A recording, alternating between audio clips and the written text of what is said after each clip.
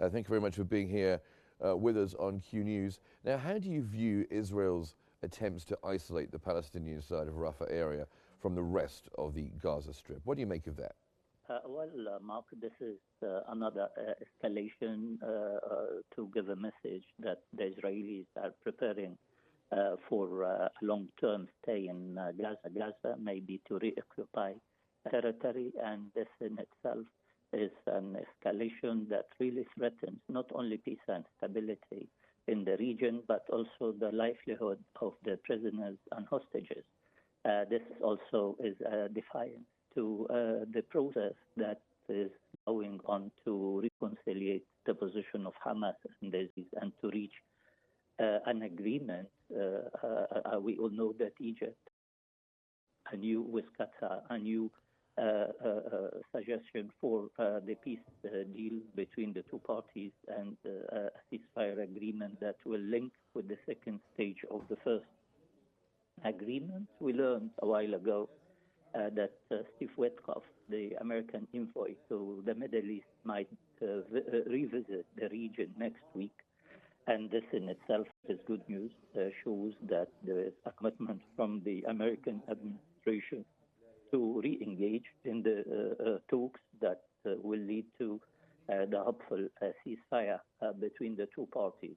We all know also that President Trump will visit the region maybe in May to Saudi Arabia, and before his arrival, I'm sure the American administration will be keen to reach the ceasefire agreement with the Egyptian proposition, maybe enhanced or modified with the new visit of Steve Witkoff.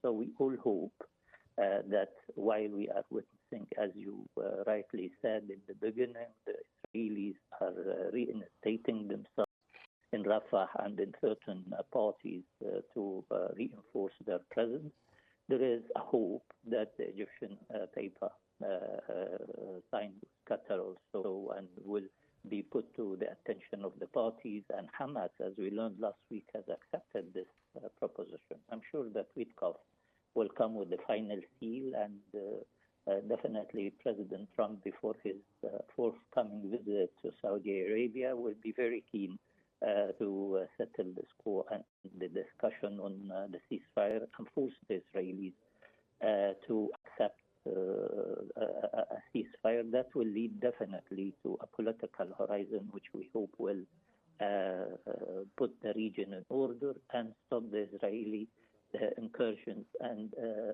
attacks not only on Gaza, but in different fronts in Lebanon and Syria as well. And maybe, as Paul is expecting President Trump to suggest a larger peace accord or a larger treaty that might bring all the parties together, which we hope.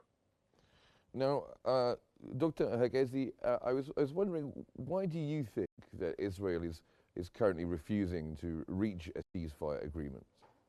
Well, they are trying to make benefit as much as they can from the green light given by the American administration and the full support they are taking in follow-up to a promise by Netanyahu that he will end the situation to his aims, means the freeing of the liberation of the hostages and the destruction of Hamas. Two goals that hasn't been achievable, and we've been witnessing the Israelis for almost 15 months before the first ceasefire trying to do both, and they failed. And there is no reason that suggests that we will witness an Israeli success to the liberation of hostages or to end Hamas. They have tried politically to end the presence of Hamas, but they ignore that Egypt has submitted one of the most comprehensive and integrated deal, which is the Egyptian plan for reconstruction of Gaza, in which we did not only address the issue of reconstruction on two important phases. One is immediate for 6 months with a cost of $3 billion, and the second phase, which is larger, with almost $53 billion, which will contain the people of Gaza in their territory and will not expel them compulsorily or voluntarily, as Israel always claimed. The second most important part of the Egyptian plan, Mark, you may recall that we suggested what we call it the social solidarity unit, which will be a Palestinian experts or technocrats who are not belonging to parties or movements, particularly Hamas or Fatah, all technocrats that they will run the Gaza Strip for almost the first phase, and then they will be supported by a police that will be trained by Egypt and Jordan, and then we will move forward. The proposition of the reconstruction will start by an international call for support or an international conference this month, and I hope that the Egyptian government will call for this conference as soon as we can, even with the escalation in the territory, because we need to send or transcend the message of hope to confront the ongoing Israeli incursion and killing. Now we are talking about 100 children die daily, according to Lazzarini of UNRWA this afternoon. 100 is killed on a daily basis. It's truly a ratio that hasn't been seen even in the Second World War.